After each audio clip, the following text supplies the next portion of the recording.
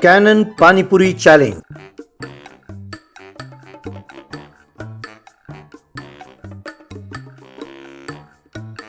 फतेहपुर में देवेंद्र और कमला नाम के पति पत्नी रहते थे।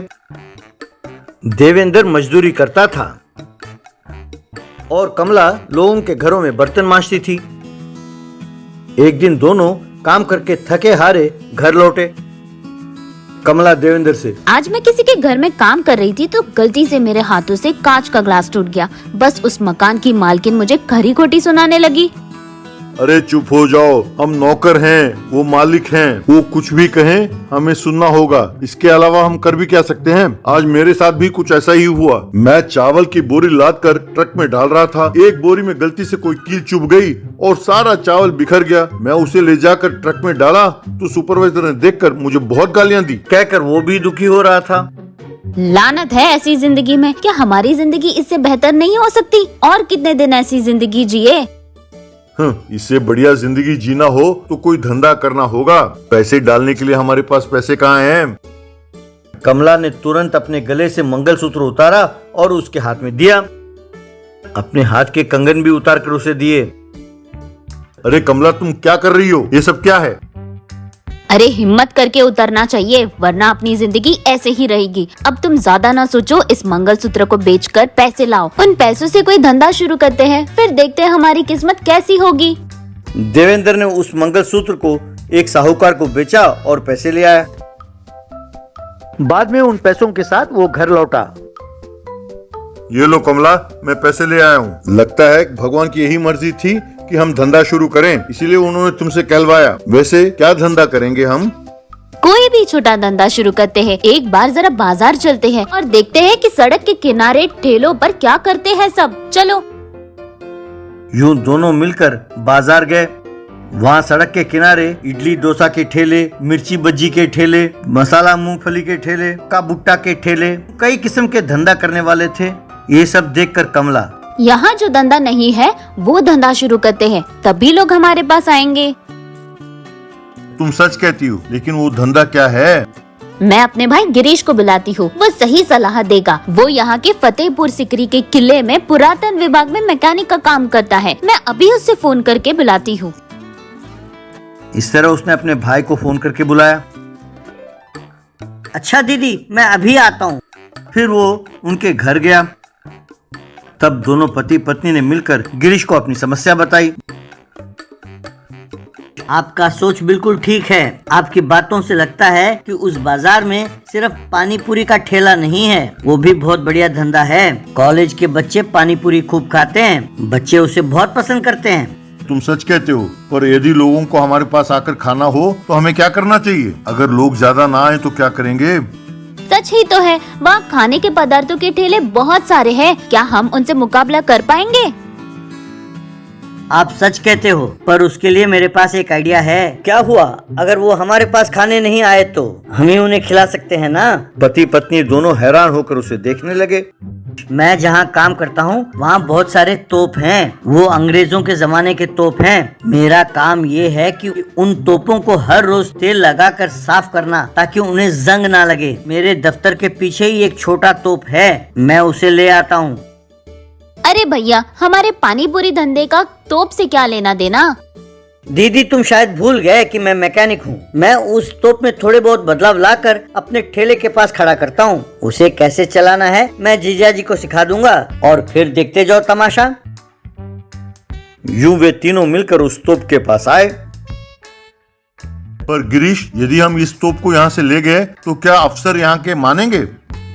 अरे आप चिंता ना करो जीजा जी, मैं सब संभाल लूंगा। मैं कह दूंगा कि इसमें कोई मरम्मत की जरूरत है और मैं इसे शेड ले जा रहा हूँ। मैं कुछ ना कुछ कह दूंगा। यूं तीनों मिलकर उस तोप को ढकेलते हुए चले गए और उसे लाकर अपने पानीपुरी के ठेले के पास रखा। कमला पानीपुरी बनाने लगी। देवेंद्र तोप के पास तैयार खड़ा था। तभी कुछ लोग उस तोप के सामने खड़े होकर बातें कर रहे थे। तब देवेंद्र ने कुछ पानी पूरी तोप के नली में रखा, फिर तोप चलाया। बस वो पानी पूरी उछलकर उन लोगों के मुंह में जा गिरे। लोग उसे खाते हुए हैरान हो गए। तब देवेंद्र ने कुछ और पानी पूरी छोड़े। फिर से वो पानी पूरी जाकर उन लोगों के मुंह में गिरे। ये देखकर बाकी लोग भी हैरान होकर वहाँ आकर खड़े हो गए। यूं देवेंद्र पानी पूरी का बौछार करता रहा और लोग मजे से खा रहे थे।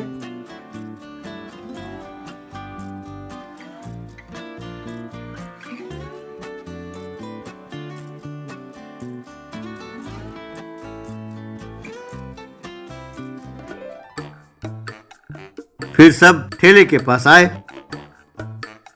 अरे ये कॉन्सेप्ट बहुत बढ़िया है, बिल्कुल नया है। जो बिना प्लेट के सीधा पानी पूरी मुंह में आया तो मजा आ जाते चपाते में। ये सुनकर कमला, देवेंद्र और गिरीश बहुत खुश हुए। यूं कमला और देवेंद्र पानी पूरी का धंधा करते हुए खुशी खुशी रहने लगे।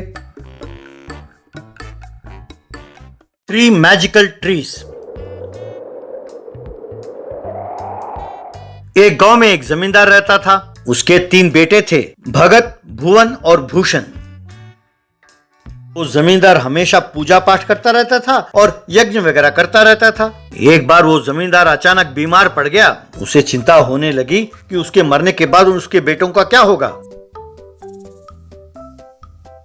उसने अपने गुरु शंकर स्वामी को बुलाया और स्वामी जी, मेरे बेटे बहुत छोटे हैं। मेरे मरने पर मेरे जायदाद को हड़पने के लिए मेरे रिश्तेदार तैयार खड़े हैं। अगर वो जायदाद ले जाते हैं तो उन्हें ले जाने दीजिए, पर मैं अपने बच्चों के जान खतरे में नहीं डाल सकता। वे पढ़ लिख कर समझदार बने, इसकी जिम्मेदारी मैं आपको सौंपता हूँ। फिर स्वामी जी, आपको एक राज की बात बताता हूँ, इसकी भी जिम्मेदारी आप ही की है। कहकर कुछ बताया और आंखें मूंद ली। जमींदार ने जैसा सोचा था वैसे ही उसके रिश्तेदार आए और उसके सारे जायदाद को हड़प कर चले गए। शंकर स्वामी जी उन तीनों बच्चों को अपने आश्रम ले गए।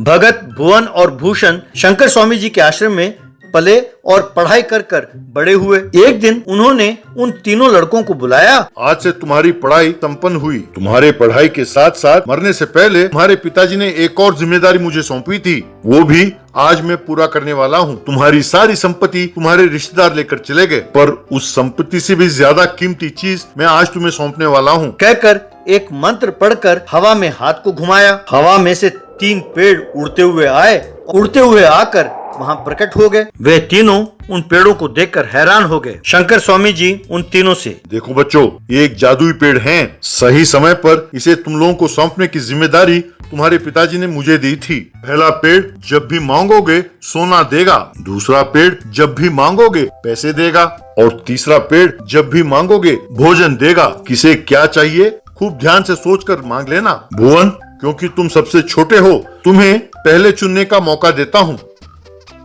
स्वामी जी, मुझे भोजन देने वाला पेड़ चाहिए। हमारा दिमाग खराब हो गया है क्या? अरे पहले चुनने का मौका दिया तो तुम भोजन मांग बैठे। बिना मेहनत के सोना और पैसों की मुझे जरूरत नहीं है। उनके वजह से परेशानियां बढ़ती हैं। स्वामी जी, मुझे सोना देने वाला पेड़ चाहिए। ये सारी दुनिया सोने के पीछे पड़ा रहता है। मैं इस दुनिया को अपने चारों ओर घुमाऊंगा।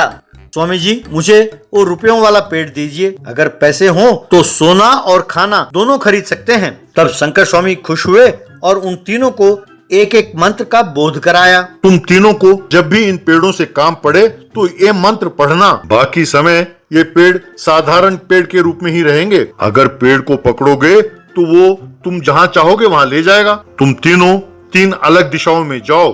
ठीक 1 साल बाद आप तीनों मेरे आश्रम वापस लौटो। अगर तुम तीनों 1 साल तक इन तीनों पेड़ का ठीक से ख्याल रखोगे तभी तुम्हें जिंदगी भर के लिए ये पेड़ मिलेंगे, वरना ये तीनों पेड़ गायब हो जाएंगे। जाओ बेटो। कहकर तीनों को आशीर्वाद किया। तीनों उन पेड़ों को पकड़कर हवा में उड़ते हुए 3 अलग दिशाओं में जाने लगे।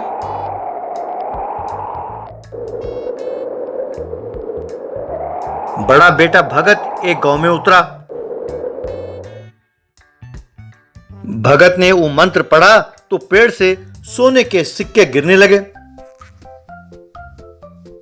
उन सोने के सिक्कों का उसने जेवर बनाए और जेवरों की दुकान खोलकर चलाने लगा। भूषण जहां उतरा वहां मंत्र पढ़ने लगा तो पेड़ से रुपए के बंडल गिरने लगे। भूषण उन पैसों को लेकर लोगों को दान करने लगा। भुवन एक जगह उतरा और मंत्र पढ़ते ही पेड़ से कई किस्म के व्यंजन प्रकट होने लगे। भुवन उन व्यंजनों को ले जाकर धर्मशाला में लोगों को बांटने लगा। यूं 1 साल बीत गया। भुवन और भूषण अपने पेड़ों के साथ शंकर स्वामी जी के आश्रम पर लौट गए, पर भगत पैदल चलता हुआ आश्रम आया। क्या हुआ बेटे, तुम्हारे पेड़ को क्या हुआ?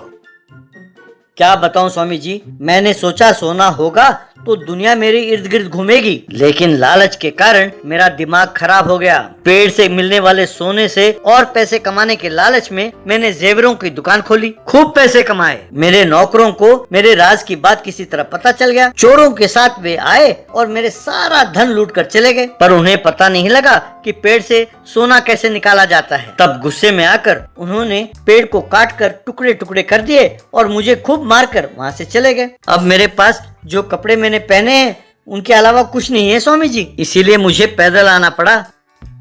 स्वामी जी, मैं नाम और ख्याति पाना चाहता था, इसीलिए मैंने खूब पैसे बांटे। तब कुछ लोगों ने मुझसे खूब पैसे खर्च कराए। इस तरह मेरे दोस्त अमीर हो गए और मुझे जुए और गलत व्यसनों की आदत पड़ गई। इस तरह मेरा सेहत बिगड़ा और मुझे अस्पताल में भर्ती होना पड़ा। बहुत दिन मैं अस्पताल में भर्ती था और कल ही घर लौटा हूँ। पैसा देने वाला पेड़ तो था, पर उसका गलत इस्तेमाल करने की वजह से मैंने अपने सेहत बिगाड़ लिया। स्वामी जी, मैं यहाँ से जाने के बाद एक 10 एकड़ जमीन को किराए पर लिया, मेहनत करके खेती बाड़ी की। भगवान की दया से अच्छी फसल हुई और खूब पैसे भी मिले। अपने पिताजी के नाम पर मैंने धर्मशाला में अन्नदान का प्रबंध किया। हर रोज सैकड़ों की भूख मिटाता हूँ स्वामी जी। मैं इस बात का ध्यान रखता हूँ कि मेरा नाम कहीं बाहर ना आए। मैं बहुत खुश हूँ स्वामी जी। पैसे और सोना लालच का दूसरा नाम है। तुम चाहे जितना मर्जी सोना और रुपए बांटो, लालच नहीं कम होता, ऊपर से ये उन्हें आलसी कर देता है। लेकिन अगर अन्नदान करोगे तो भूख मिटने पर बस कहते हैं और मन से दुआ करते हैं। चाहे जितना मर्जी सोना और पैसे क्यों ना हो, आखिर में हमें खाना तो खाना पड़ता है ना। भोजन वाले पेड़ को चुनने पर तुम दोनों ने भुवन का मजाक उड़ाया था। भुवन अच्छी तरह जानता है कि किस चीज को कैसे इस्तेमाल करना चाहिए। पैसे वाले पेड़ मैं भुवन को देता हूँ। दोनों अपने ज्ञान और अनुभव का इस्तेमाल करो और खुश रहो, कहकर तीनों को आशीर्वाद दिया। भुवन अपने दोनों भाइयों को अपने साथ ले गया। तीनों खेती बाड़ी करते हुए खुशी खुशी रहने लगे। अपने पिताजी के नाम पर अन्नदान करते हुए और गरीब बच्चों की पढ़ाई में मदद करते हुए अपने जमींदारी का नाम रोशन करते हुए जीने लगे।